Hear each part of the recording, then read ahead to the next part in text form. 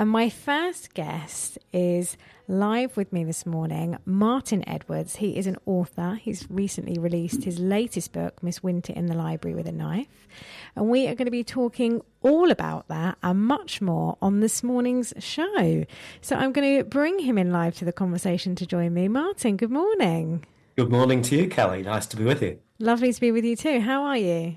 I'm fine. The sun is shining, so all is well with the world. Yes, we can't complain when we have a bit of sunshine, can we? No, absolutely. Brilliant. So, Martin, let's talk firstly. I'm just going to check that your levels are all right, but I believe they are. So just forgive me if I'm adjusting there. Right. So firstly, tell me a bit about you. We actually met at Henley Literature Festival, didn't we? Which is local to Marlow. Yeah, a few weeks ago. Yes. So tell me, was that your first time at the festival?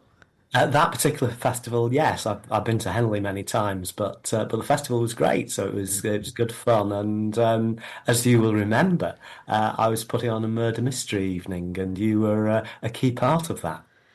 Yes, and it was a lot of fun. Tell me about that. Tell everyone that's listening. So we're going to dive right back to your roots and how writing became quite prominent in your life. But generally, at the Henley Literature Festival and this wonderful event you did, it was quite special, wasn't it? I was lucky enough to take part in that last minute and really enjoyed it.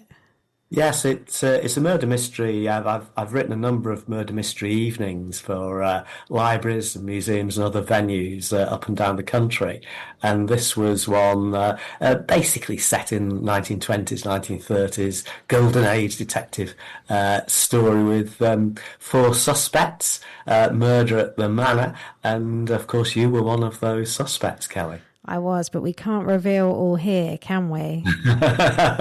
Absolutely not. But it was great to meet you, and you and the rest of the cast really, really did a great job. So it was, from my point of view as the author, it was a wonderful experience as well. Well, it was a wonderful experience for me as well. And actually, without that experience, we might not be here now. That's right, yeah. So it's wonderful that I can speak with you, and I want to come onto your book. But before that, tell me a bit about you, Martin. So let's go right back. When you were at school, did you always enjoy writing? Was that something you had a huge passion for? Absolutely, it was. And from a very, very young age, literally the age of 8, that was when I discovered Agatha Christie. And I fell in love with the idea of the detective story. And really, I can honestly say that from that time on, that was my first adult fiction that I'd ever read. And from that point, I just had 2 ambitions. The first was to read as many of these wonderful mystery stories as I could lay my hands on. And secondly, even at that age, I wanted to write them. I still have the detective stories I wrote when I was 10 at school as a young boy. So it's really been a lifelong passion. That's amazing. And do you think those detective stories in some way have woven into the later writing that you've done? Well, hopefully not, to be perfectly honest, because they're terribly good. But it was really from that young age, getting into the mindset of the stories, trying to solve the mysteries when I was reading them, and trying to figure out how to construct them and how to turn the puzzle into an interesting story about the people in the puzzle, because of course people, human nature, that's what we're all interested in. That's what Agatha Christie was interested in too, I'm sure. So it's that idea of writing mysteries that do have a good puzzle, hopefully, and plenty of twists and surprises, but also have a touch of authenticity in some way, in the way that the characters behave and interact. And that's really always been my goal as a writer. So so you were at school, you loved writing, Yeah. but when you were leaving school, what was your desire at that point? What was your first job? What did you move into initially, Martin? Well, during my teens, there was an ongoing discussion between my parents and me because I came from pretty ordinary background in Cheshire, which is where I still live. You know, my dad worked in a steelworks. My mum was a teacher at a secondary modern school, and we didn't know any writers. But they had a shrewd idea that writing was a pretty tough game, and that's absolutely right. And so they wanted me to get a proper job. And so they persuaded me to study law because their theory was that solicitors do okay professionally. They didn't know any solicitors either, I should add as well. But that was their thought process. So after many years of argument and debate, I agreed to study law, and that's what I did. I read law at Oxford. I found out I actually liked law as a subject, and so I did qualify to become a solicitor, and I became a solicitor in Liverpool when I qualified many years ago. I'm still a qualified solicitor, and that really was something that I enjoyed it. I've been very lucky to have two careers that I've enjoyed, but it was really also very definitely a means to an end to give me an income so that I could write the books that I really wanted to write rather than perhaps books that publishers wanted me to write, which tends to be a different thing sometimes. So tell me about that. So I obviously have quite an understanding about the book world myself, but for anyone listening, when you go to a publisher versus you wanting to express your story, how did that feel for you? That when you wrote your very first book, what did that look like? Tell me about that experience, Martin. Well, I began actually. I'd written a crime novel when I was training to be a solicitor, and it wasn't very good. To be perfectly honest, it was a thriller about football called Deadshot, and by the time I'd finished it, I realised it wasn't good enough. So I knew I had the stamina to write a full-length book. I just needed to write a better book because by this time I'd read an awful lot of published crime novels. I knew what the standard was. And then when I became a lawyer, I did write legal articles and then legal books. So I got some experience of dealing with publishers, of meeting deadlines, the contracts and that kind of thing, seeing my words in print. But it wasn't what I really desperately wanted to do, which was to publish a crime novel. And then I had the idea of writing what I know to some extent, which was writing about a lawyer based in Liverpool, which is where I was working. And so that was the origin of my first novel, featuring a lawyer called Harry Devlin, and that was a book called All the Lonely People. And after lots of rewriting and lots of trial and error, eventually that became my first published novel. And when was that? When did that become published? When was that novel available for the world? That was a very long time ago. That was 1991. So that was my breakthrough as a novelist.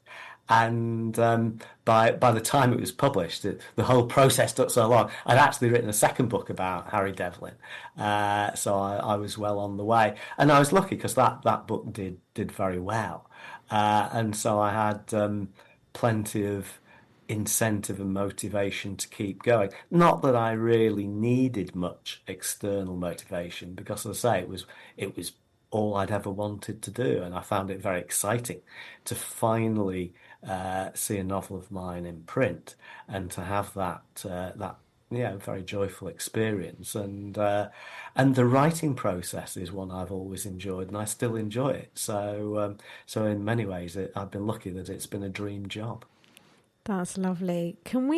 I've got so many questions coming up for me that I want to ask you about different parts, but I'm trying to keep us in some sort of flow. So back to you moving into being a solicitor. Writing was obviously a true passion that just stayed with you. And I suppose in that legal world, you're having to write and gain information all the time, aren't you? So as a writer yourself, that must link in quite nicely to the flow and practice of being an author anyway, would you say?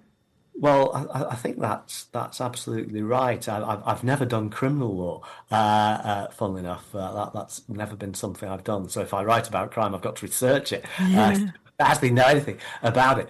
But but certainly getting your material together, and the idea of narrative, I think, is everywhere in human life. We're all telling stories all the time, of one kind or another, whatever we do. And if you present a case in a tribunal, employment tribunal, which is what I used to do, there's a narrative there. So the narrative is very important. The concept of narrative, telling stories, is important to all of us. And so it's really, for me, been a matter of trying to refine that into a mystery story that first and foremost I enjoy writing. That's absolutely essential from my point of view. Secondly, of course, you hope that people will enjoy reading it and either playing along, trying to solve the mystery themselves, or just being carried along for the ride. And that's people read in different ways. It's not for the writer to dictate how they read, but one way or another, I think what you're trying to do is to give them entertainment and value for the time they're spending on reading the short story or the novel that you've written. Yeah, that's lovely, isn't it? I mean, over time, has your writing process kind of developed and fine-tuned into something that looks far different from that very first novel you published in the 90s? It has in various ways, because of course you always want to improve, and I think writing, like many things in life, is in many ways a quest for constant improvement. I think you're always trying to learn in life and in writing. You're trying to experiment as well, trying to do different things and seeing how that goes. So, of course, the great thing, having now written 24 novels, many short stories, and non-fiction as well, that experience is helpful. And one of the ways in which it's helpful is that it gives you a certain amount of confidence in your writing, and the confidence to try doing something different, not just the same old, which is fine. But for me, it's stimulating to try to do fresh things with my writing. So even when I'm writing a series of books, now I've written 3 series over the years, 3 different series of crime novels. Each book within each series is a little bit different from the others, even though the characters are continuing. And that's really because that helps to energize me. And therefore, I like to think it energizes the narrative in the novel as far as the readers are concerned. And do you have a favourite series, Martin, yourself? Well, I always feel that I do a lot of revision, so by the time the book goes out, it's something I've worked on for a long time, because it's important to love what you write. You don't always love it, but by the time you finish the novel, you care about it. So I'm proud of all the books I've published, for better or worse. But one of the things I particularly enjoyed in recent years, I've written a series which is a kind of love letter to the traditional mystery, Golden Age mystery, the Agatha Christie style mystery, but done in a different way. And that's a series set in the 1930s, featuring a character called Rachel Savanack. And those books are pretty intricate, pretty complex mysteries, but they're tremendous fun to write. I really enjoy writing about Rachel and the characters around her. And the most recent book in that series, Hemlock Bay, which is set on the Lancashire coast, Morecambe Bay area, is one that I had great fun writing, and that's definitely right up there amongst my own personal favourites. And have you got connections to the places and the images that come into your mind? Have you been to some of these places that feature in these books? Oh, I always go to the places because even though that particular series, as I say, is set in the 30s, so when I went to that area to research a couple of summers ago now, it has of course changed, but I still like to get the sense of the place. I write a series set in the Lake District, so a contemporary mystery set in the Lake District, and I chose that area deliberately because I felt it had a lot of potential. I also knew I'd love going around It's a places like win-win. this to research it. So it's a bit of a win-win kind of thing. And I think that a lot of the research you do doesn't actually finish up in the book, but it helps to give you some authenticity in what you're writing because by definitions, a complicated whodunit is slightly outlandish. It's certainly very intricate, more intricate than many real life murder cases, perhaps. So you want to get the reader to buy in to the imaginative world that you've created, and part of that is achieved by doing your background work, your homework, trying to get the little details right. Mm. And it's those little details that cumulatively add up to, I like to think, a credible and an interesting background for the stories. It's such a process and a real journey, isn't it, writing? I mean, I love writing myself, Yeah. but just hearing you, how that's changed you over time, but it's always been a thread through what you've done. It's never left you, even though you chose to go into the practical career of law, essentially, and that was the discussion you had with your parents. Yeah. The writing has very much stayed with you all the time. You haven't put it down and picked it up again. It's been there. Absolutely through good times and lots of good times, and I think that well, it's partly because it's one of the few things I'm only good at, but so there's an element of that, but it's also what I really enjoy, and I've never lost that enthusiasm for it. I'm as excited by starting a new book or finishing, even better, finishing a new book today as I was all those years ago. In many respects, even more excited. I can honestly say that because I've I've got that experience now over the years of seeing and talking to other writers, understanding the ups and downs of the writing life, and knowing that it's a privilege to be able to do this.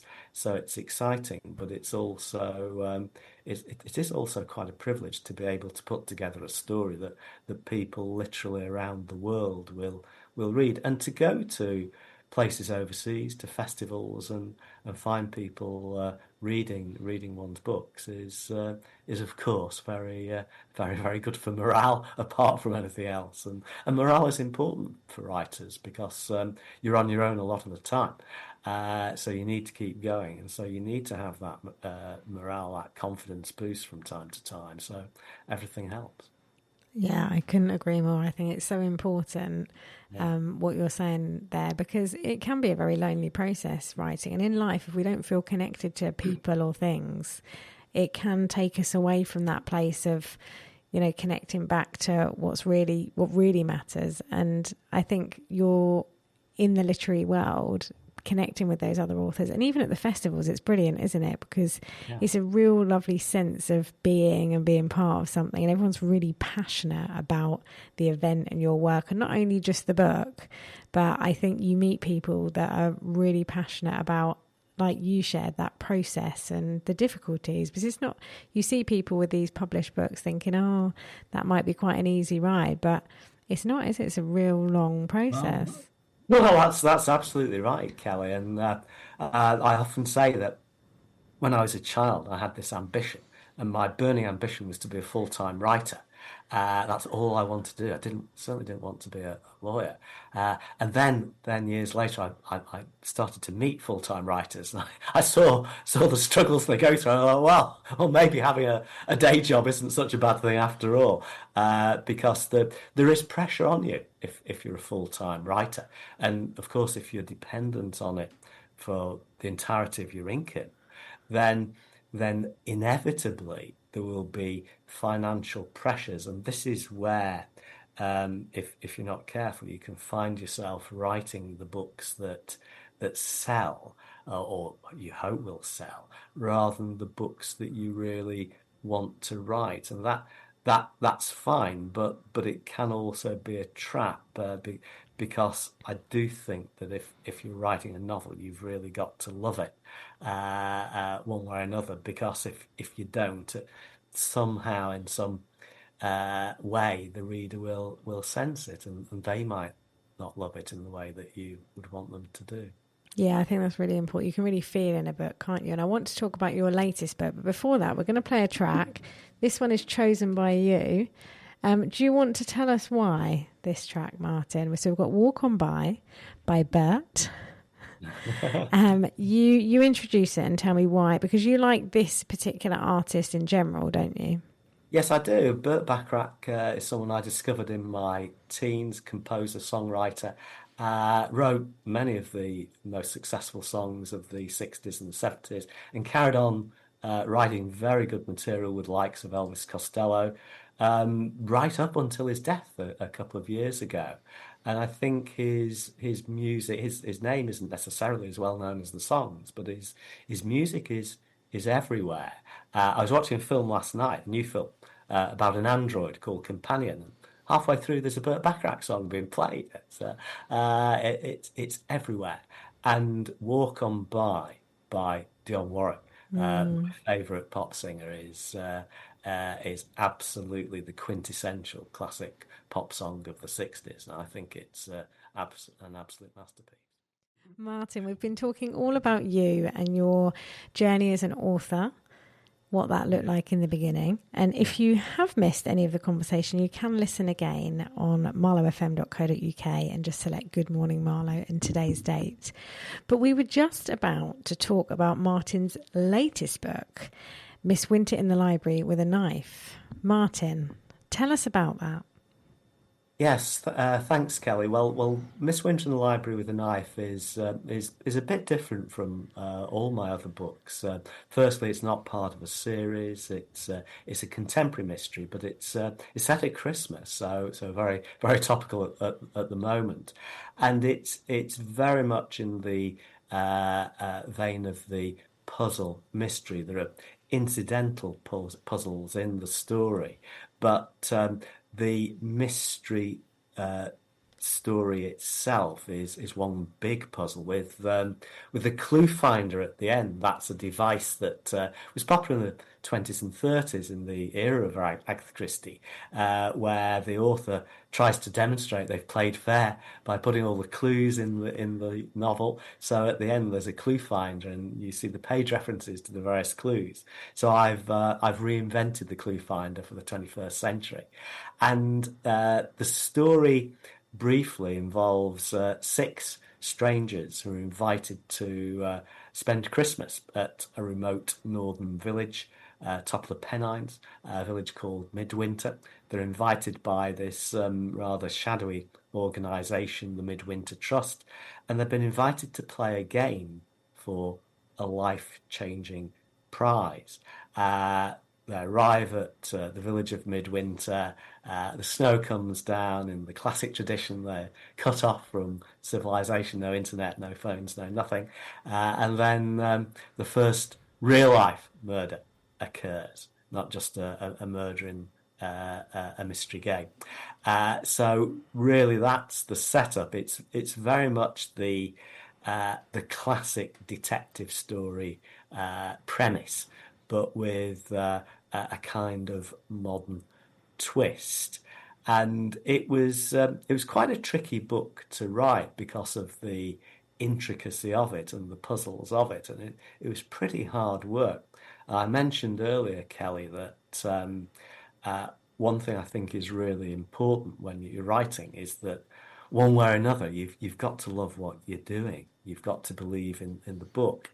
And when I was struggling with the book in the early stages, I was thinking about this, and I thought, I know what I'm going to do. I'm going to have fun with the world of publishing. Obviously, a world I know quite a bit about.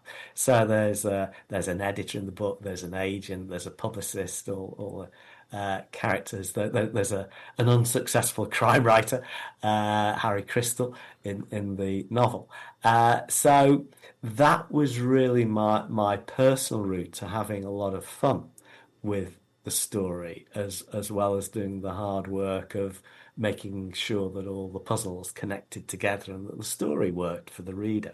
So that was the way I went about it. We've got to have fun, haven't we, Martin? If we can't have a bit of fun, I think we're lost.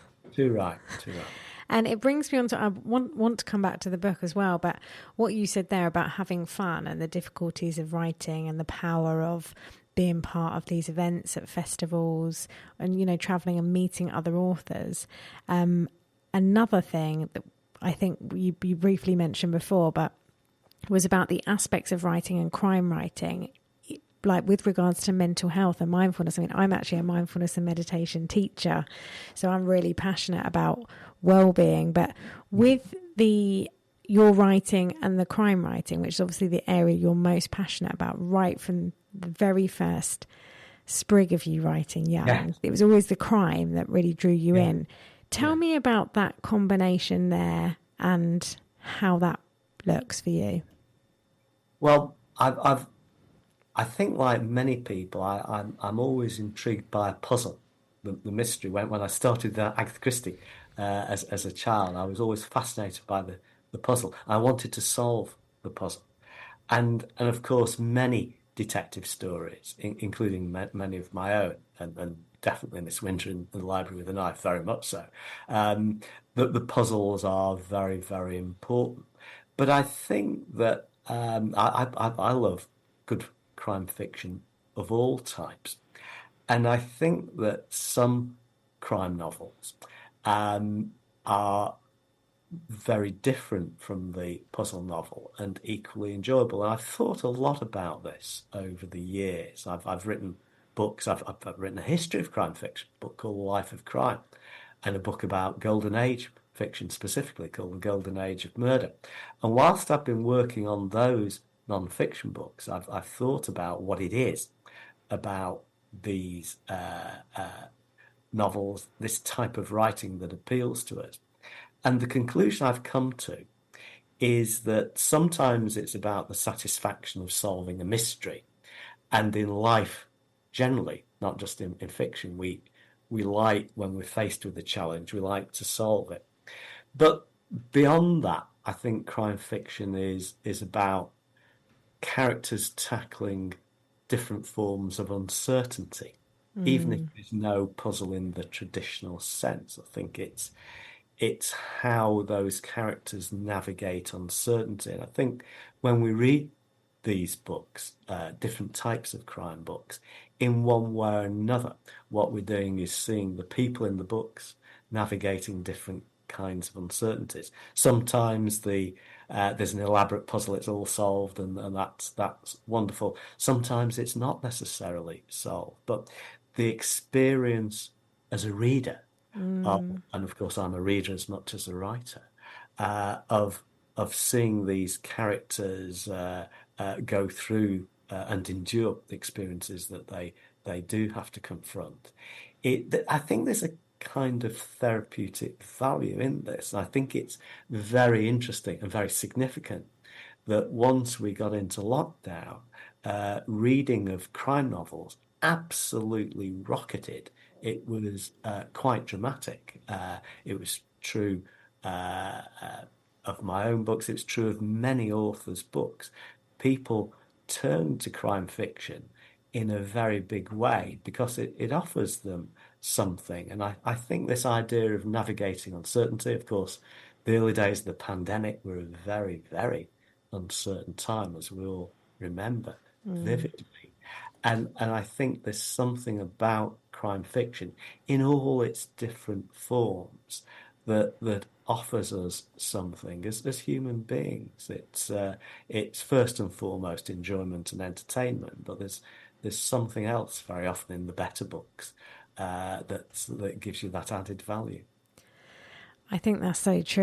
And I think one thing that you said there that really stood out for me was that navigating uncertainty, because whether it be the pandemic or life itself, we all at times in our lives will have our own independent personal experience of uncertainty and how we navigate that.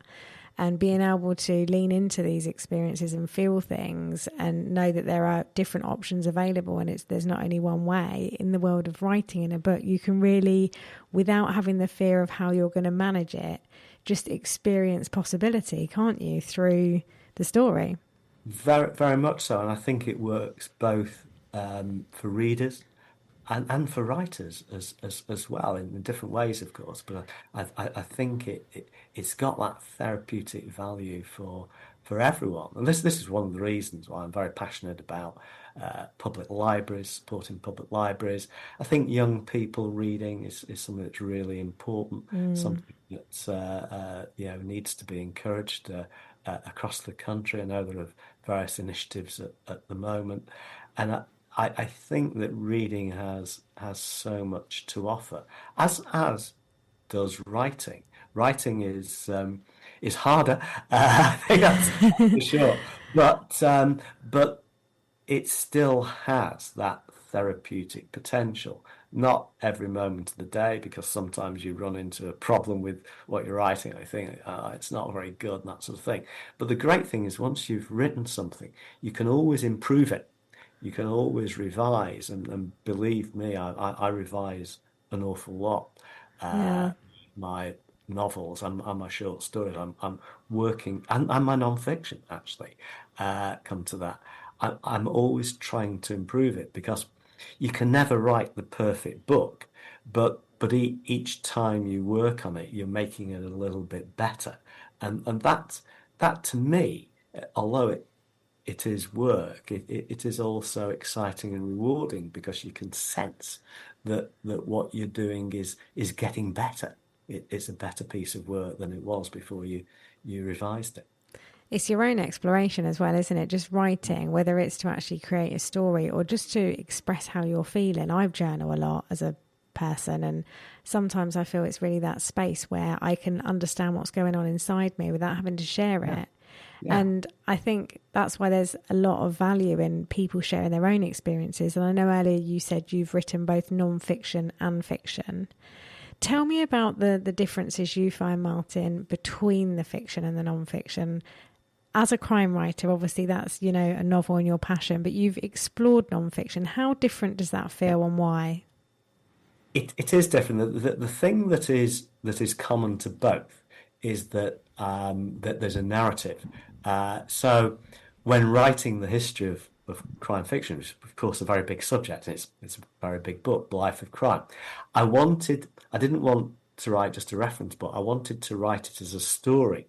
So the way to do that was to break it down into 50-odd individual stories, each chapter beginning with a particular writer, sometimes famous, like Arthur Conan Doyle or Agatha Christie, sometimes not very well known at all, and taking a vignette, scene from their lives, and then building the chapter from there to explore their approach to writing, how other writers in the same subgenre developed crime fiction, but also trying to give a sense of the writer's life, because that's something that's always fascinated me from being a child, and it's something I think people generally, I can tell this from questions I'm asked at festivals all around the world, people generally are interested.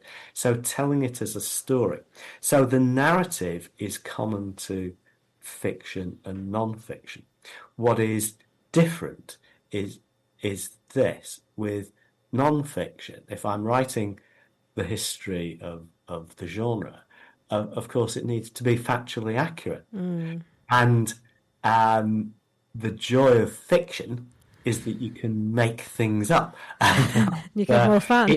It's an imaginative process. The imaginative element in non-fiction is by definition small. And I'm often asked, do I put real people in my novels? And well, the answer is, why would you want to do that? I know some writers do, but it doesn't appeal to me, because if I want to write about real people, I'll write non-fiction. The joy of fiction is that you can create a character, no doubt influenced by your own experiences, people you've met, and incidents you've witnessed, and that, or heard about, or read about, that kind of thing. But you can then extrapolate. You can take it several stages further.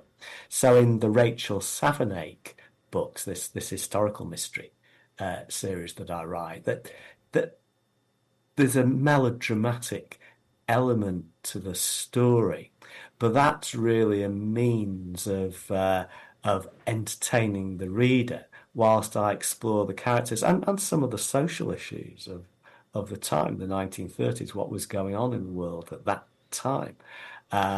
So some pretty serious stuff happening for sure.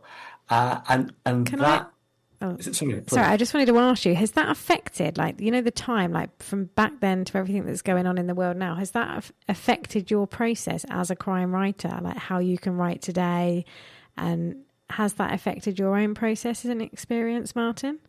Well, I think that the one thing that personally I found very interesting is that when I started writing novels in the 1990s, the Harry Devlin series, what I was trying to do was write an Agatha Christie type whodunit, but in a very gritty, urban, modern, contemporary setting, so, urban Liverpool. And the thing that frustrated me for years was that all the reviews, the books did well. The books still do pretty well, thankfully. But all the reviews are about the Liverpool background and the characters, which was great. But nobody ever mentioned the Golden Age plot aspect to it. And I realised many years later that was because that kind of complicated puzzle plot was out of fashion in the 1990s. But now it's come back, and in a very big way. Hence Miss Winter in the Library with a Knife, which is all about puzzles and very much in the traditional vein. And if I ask myself why that is and what has changed, I think that although things are obviously different, you can see some parallels between the world that we're living in at present and the world of the 1930s. There are certain things, economic pressures, what's going on in the outside world, the international situation, war, etc., all that dark stuff. And that kind of thing played into the work of Agatha Christie and the many other writers who were at work at the time, who are much less well known, but still very good, many of them. It was very much under the surface. But if you think of Agatha Christie's famous novels like Murder on the Orient Express and Then There Were None, what are they about? They're about how do we do justice in a world, a society where law and order is breaking down. And that was very topical at the time. And I think that to some degree, in a different way, we're seeing some of those macro issues resurface in a new guise in the 21st century. I think this is reflected in the books that people want to read and the books that people want to write, the books now that publishers 20 years ago wouldn't have contemplated a book like Miss Winter in the Library with a Knife, but it's actually turned out to be my most commercially successful novel already. It's only been out a couple of months, but that shows you, I think, how much things have changed in the publishing world. Yeah. And of course, from my point of view, I'm lucky enough that I've hung on long enough to get the benefit of it. And we are in the studio. Martin is still with me, and the time has absolutely flown by. I don't know where it's gone. We've been talking all about books, writing, Martin's journey as an author, his love of crime writing. And if you've missed it, remember you can go back and download the show on Listen Again at Marlow FM. But his latest book, Miss Winter in the Library with a Knife, which every time I hear it reminds me of Cluedo. Just when you said, did you like Cluedo as a game, Martin? I absolutely loved it. Oh, it's my favourite game. And when you have to fill in the thing, and it just reminds me of that Miss Scarlet in the billiard room with with the lead piping or whatever. But so this is your latest book. It's only been out a couple of months. It's Christmas themed. Yeah. And Christmas is coming up. It is, and it's very puzzle orientated. So there are little puzzles in it, but the main thing, of course, is the story, the mystery. And it's widely available. So before I ask you the last few things I want to touch base on, we can get this book anywhere, can't we, pretty much? Yes, it's in Waterstones. It's in independent bookshops all over the country, and it's on Amazon. You can get it. I think there's a deal on Amazon right now, so you can get it. It's been in some supermarkets as well, so which has been exciting. So And Audible, I see. yes. There's an audio. In fact, that was fascinating. If I can just mention briefly, because the publishers asked me to record a little bit of the story, which I was astonished by. But it's great fun. I had a day in the studio recording a little bit of the audiobook of Miss Winch and the Library of the Knife. But fortunately, they had two very good actors, professional actors, to read most of it. Oh, that's fantastic. So you can connect with that book. It's widely available for anyone that's listening, and all of other Martin's books. They're available as well, aren't they, Martin? They're still ticking along. If you love a crime book, Martin has written 24 books, you said, didn't you? 24 novels and some non-fiction books as well. That's amazing, isn't it? I mean, it can't always be easy, though. So tell us, I mean, I know that you love writing, don't you? And the past few years have been really amazing for you, possibly your best. Oh yes, very definitely my best. And I think partly because, as I say, it's the fashion has moved a bit in my direction. Having been resolutely unfashionable in every way for my entire life, it's been quite a surprise, but a pleasant one. It's been great, and traveling the world, meeting crime fans around the world, going into places like Hawaii, Shanghai, Dubai, all that sort of thing, and meeting crime readers is Iceland is absolutely fantastic, and I love it. That is amazing. So can anyone see you this year? Are you appearing anywhere the rest of this year, Martin, leading up to Christmas with your new book? I'm doing, there's a festival called Newcastle Noir, which I'm doing the weekend after next, I think it is, first weekend in December. And then I'm doing a bookshop event in Mold in North Wales on the 10th of December. And then that's it for 2026. Then it starts again in the new year. And what's to come for 2026? Tell us, is there a new novel already in the making? There is indeed that. I'm just revising for the fourth or fifth time, it has to be said, the next Rachel Safanate book, which is called Fever Island. And that one's actually set in the Lake District. Where I've written a whole series of contemporary mysteries set in the Lake District, but this is the Lake District in the 30s. And that's a book that I've very much enjoyed writing. And so that will be published next September. Wow, so that's exciting, isn't it? There's lots to come, and it's what's really spoke to me throughout this. I know that you did mention, in tough times, what keeps you going, but I think I've already got a good understanding from you and the thread that you've had this passion for when you were really young.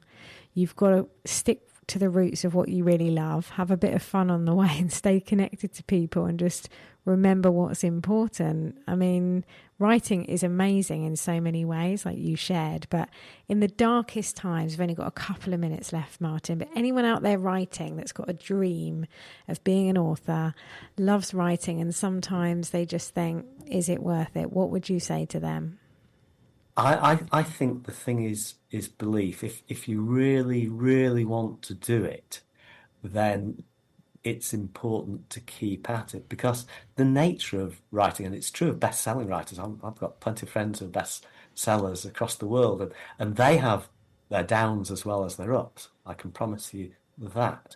So the great thing is to find ways to keep going through the difficult periods, and to keep believing in yourself, even if you think nobody else might believe in you, because eventually, if you have that belief, if you really want to do it enough, then keep working at what you're writing. This revision, not being satisfied too quickly with what you've done, trying to improve as a writer, prove what you've written. Of course, you've got to draw a line at some point, Yeah. but I think keeping at it is the key. Persistence is really what a writer needs more than anything, I guess. Oh, thank you, Martin. Well, we are out of time. It's been such a pleasure to speak to you today, and yeah, I've loved it. Thank you. Thank you. It's been great fun, Kelly. It has. Well, I'm going to play out with another. I've got my Bacharach. Another track. It's only a couple of minutes long because that's all we've got time for. It's Love That Really Counts. I'm going to play you out with because I think that is important and shares what you've said. But anyone that's listening, Martin Edwards' latest book, Miss Winter in the Library with a Knife, is out now. It's widely available as well as his others. So check him out. Stay with me. I'll be back in the second hour for more wonderful conversations about writing.